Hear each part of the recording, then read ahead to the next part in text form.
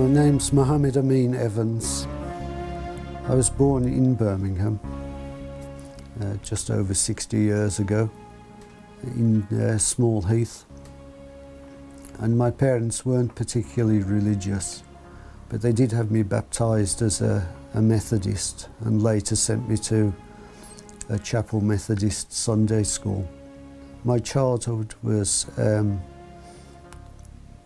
typical working class, white post-colonial upbringing, where a lot of things that would be unacceptable now were perfectly acceptable. A degree of open racism, which was very annoying at the time. My father always spoke out against racism, and he was a staunch trade unionist and involved in Workers' Education Association. And so we were raised never to say anything of a racist nature in the household, in a society where it was common to make jokes about black people, turbans, etc. I think I always had an interest in religions, although not from a very religious family. I was very interested in Egyptian religions from about the age of 4. And this moved on to a general study of Eastern religions.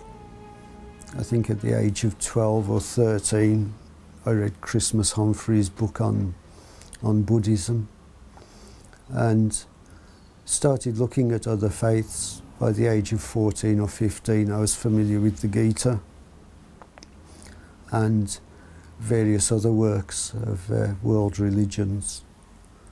And eventually, I did do a degree with religious studies as the named subject.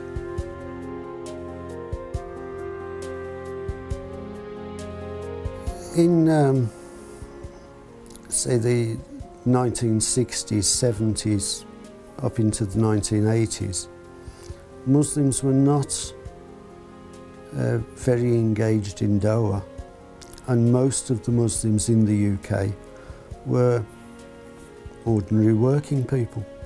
And so if you asked a Muslim what he believed, he would tell you something like, "We believe in being good to our parents." He'd wish you salam and disappear as quickly as possible, as most people do when they're taken out of their safety zone. I think in about 1974 or 75, there were comments in the press or on television about Islamic attitudes to women. And at a friend's house, she was a Hindu lady, I borrowed her copy of the Quran to read Surah An-Nisa. And my conclusion on reading that, and this was the first Quran I'd ever read, obviously in English translation, was that the Quran was the word of God, and that, and I'm using the words I used then, Muhammad was probably a prophet. Of course now I add glorifications and other such devices to the name of the Prophet, peace be upon him. But this was the impression in an isolated reading, and it would have been in the early 90s that I actually met a Muslim lady, and she said to me, "Well, you act like a Muslim and you think like a Muslim. Why don't you become a Muslim?" It's the switching of the lowercase and capital M's, I think. So I said to her, "I'll read the Quran, and if I don't find any problems with it, I'll become a Muslim." It's quite amazing looking back that you can approach a work like the Quran thinking that you might have problems. And so basically I started to read the Quran, and I was reading a few pages per night. And when I was about halfway through, I thought, well, I've read enough, I'm going to finish this. but I'm going off to recite the Shahada. And so I went to Birmingham Central Mosque and met Dr. Naseem and the then Imam of the place, and recited Shahada.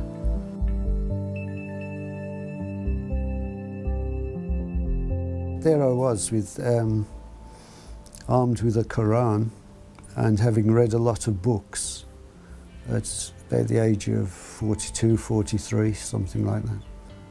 In my reading at that time, I came across an awful lot of references to Shiism. But I came from a Western background, a post-war, post-colonial background, so I had seen the propaganda put out by the Third Reich and by the Soviet Union and, of course, Communist China.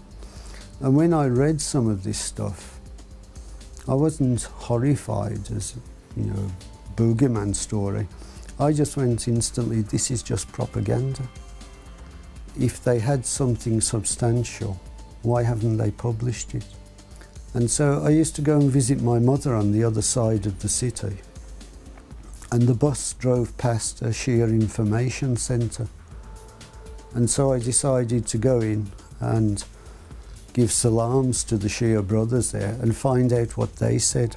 I'm never content being told by others what these third party says. And I decided to go and talk to them. What I found there was an intellectual discourse about religion, a concern about historiography and accuracy. And thus I'd actually unwittingly found the branch of Islam that suited me.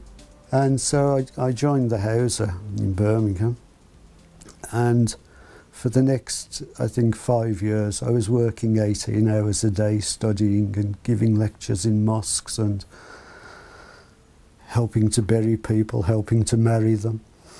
And it got to the point where one day I saw a newspaper and there was a different Prime Minister and all the cars had changed. And so even though I was in the middle of a Western city, for 4 or 5 years I'd seen nothing really except my studies and the inside of the mosque and the madrasa. And it was quite a shock to become so isolated in study. And I've spent many years since getting back into being able to carry my understanding of Islam to an ever wider audience. So I speak now in all sorts of places, schools, colleges, workplaces. A lot of new Muslims complain quite bitterly about aspects of the born or the established Muslim community. But it's my experience that there's as much trouble coming from converts as there is coming from conservative elements within the existing ummah, and that both sides need to think about why and what they're doing culturally and religiously, and how they explain things to each other. In this way we can avoid a lot of issues. I heard the other day that the Olympics are being regarded as an opportunity for a great Dawah effort. I was quite amused by this, because if I were coming to see the Olympics, the last thing I would want to do is for somebody to run up with a pamphlet and saying we can save you. But I would be interested in returning to the practices of the family that raised Prophet Muhammad, peace be upon him. And I would see our dawah to actually be tabligh and to reach out as human beings and perhaps give them free bottles of water and a blessing rather than a 20-minute lecture on a street course and a free tape of poorly articulated English. But I think this is, again, whether we're living Islam or whether we're seeing it as some kind of product that we sell. I think we should live it.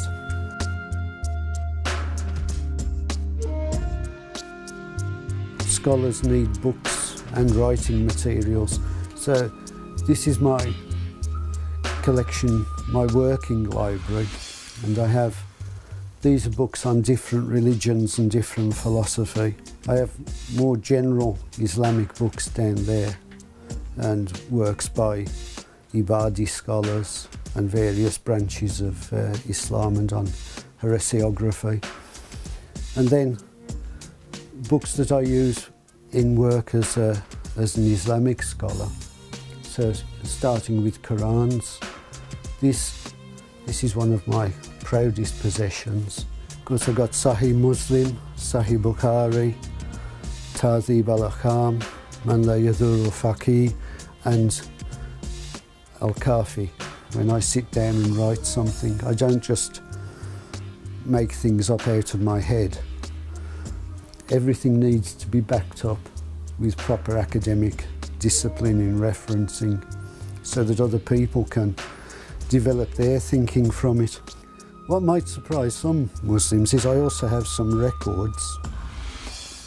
These are classical music and also examples of different musical religious expressions.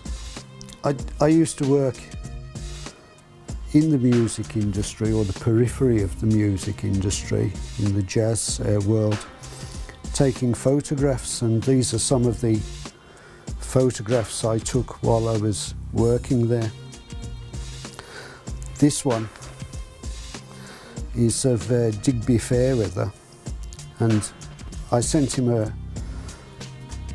copy of this print, and he said he loved it and that he was going to use it as an album cover. It's really gratifying when you do something and someone else appreciates the work you've done.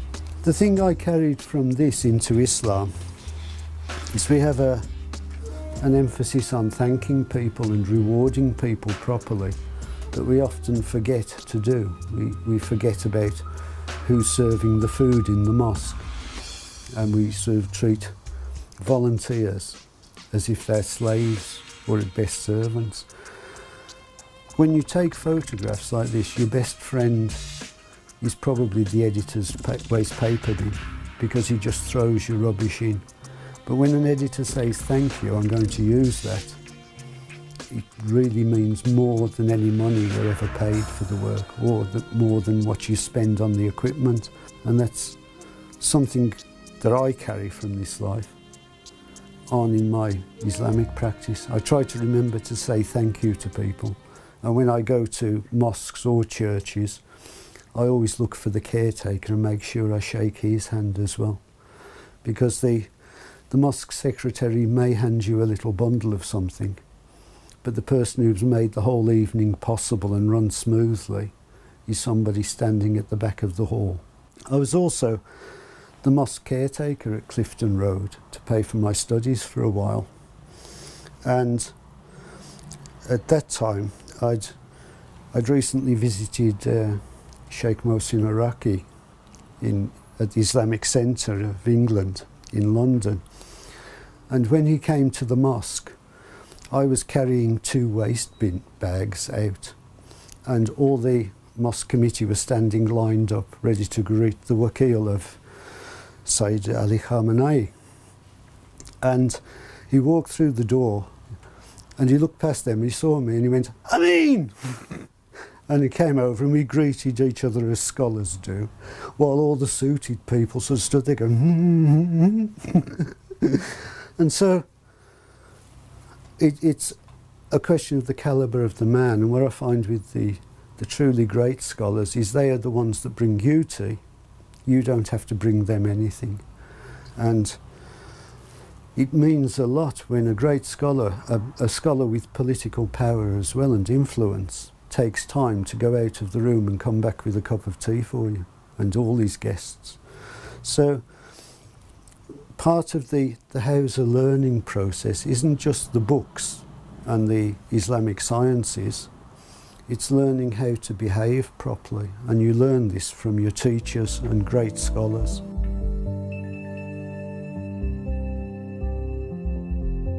I'm standing in the car park of the Kosher Ithna Asheri community of Birmingham, and this is really the first mosque that I felt at home in. This mosque was very important to us as students because it was here in the mosque and in the Imam Bargah to my right that we learned how to deliver lectures.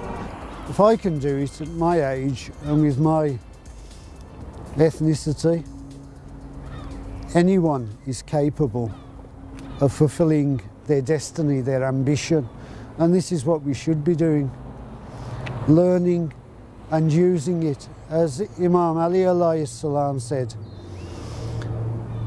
the best of knowledge is that which is manifested in the hands, i.e. doing things, and that which remains on the tongue is just rubbish.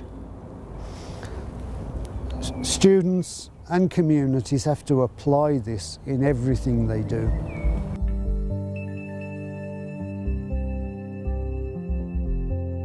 This is the Al Mahdi Institute, and this is now the purely English section of the library.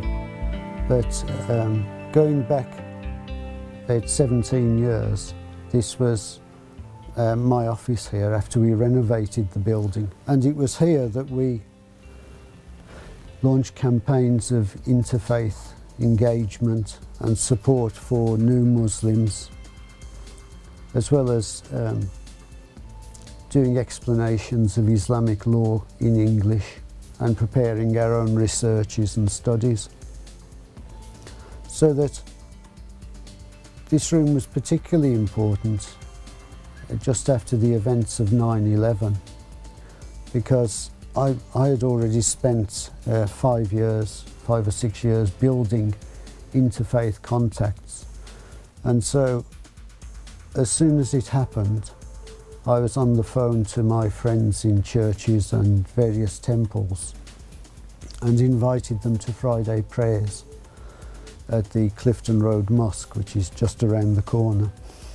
And they all came out, and we made a public display of walking around the area together, arm in arm, etc., and with local police officers, to give a message that there wasn't a threat from Muslims and there was no need for any sort of backlash.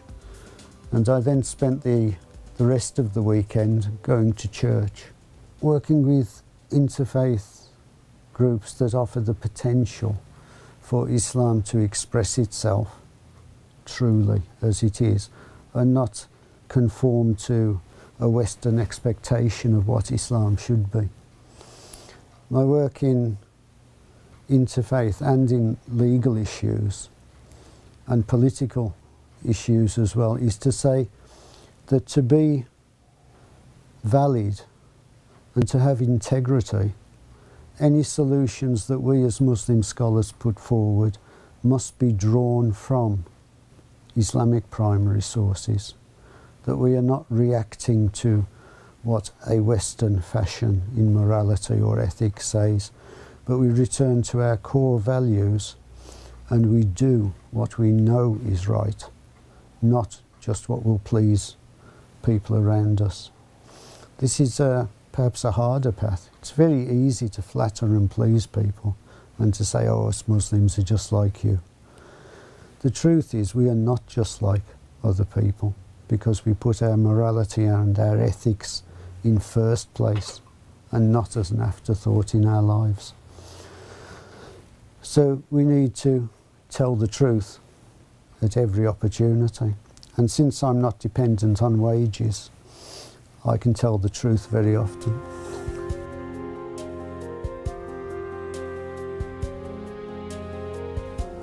One of our big Islamic principles is that knowledge and the acquisition of knowledge is a religious duty.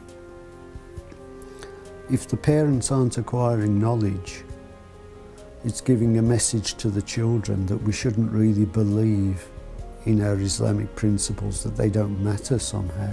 And so encouraging children to learn and debate are important matters. on interfaith visits when he's available. I take my son Martin, he's 12 now, and I think he's more popular than I am. Everyone at lectures, when they contact me afterwards, ask, how's Martin doing? You know? So children are not only a long-term investment, but if you raise your children to have good akhlaq, they're better than our most highly trained scholars, as troops, as people who spread Islam. And I think that's what parents should aspire to do. Well-educated, healthy children. He's a friend and a dad rolled into one, so there's not much arguing between us. He usually calls me Buddy instead of my name, or he'll call me Marty. So we're quite close. He teaches me a lot about science, and he teaches me about jet engines and about religion. And like, I asked him if it was okay if I believe in evolution, and then he explained to me how it was okay for Muslims. And there's sometimes a Christian idea of creation and stuff.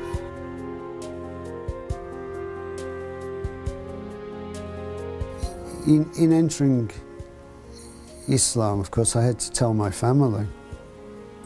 And my older brother is quite a right-wing Zen Buddhist, and he was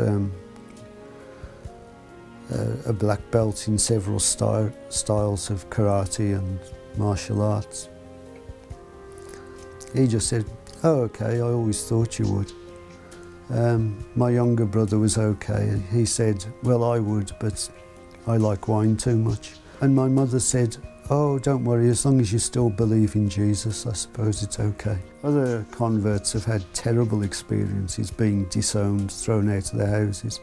I've worked a lot with people before, during and after giving Shahada. And some of the cases are heartbreaking.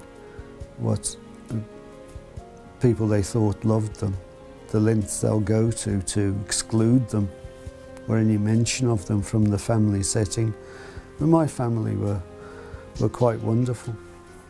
My mother, not long before she died, about a year before, she was in hospital, and Sheikh Arif and I both went to visit her in hospital, and we'd come from some official engagement, so we were in full libas, turbans, robes, abars, and we swept in there, and all the nurses jump out the way because they think we're bishops. And went up to my mother's bed, and she said, "Oh, you look wonderful dressed like that." It really was worth you becoming a Muslim. And ever afterwards then, she would say how grand I looked in all my robes, and how proud it had made her feel to have two visitors turn up like that. It made her a celebrity in the ward. So we need to think about benefits. Often people try to hide their Islamic identity and be very Western. And I've always found the more I push it in a reasoned and reasonable manner, the better the response I get, where other Muslims have had bad responses. So I tend to use this as my first tactic, to declare I'm a Muslim, to declare I'm a Shiite, and that I'm speaking from that perspective.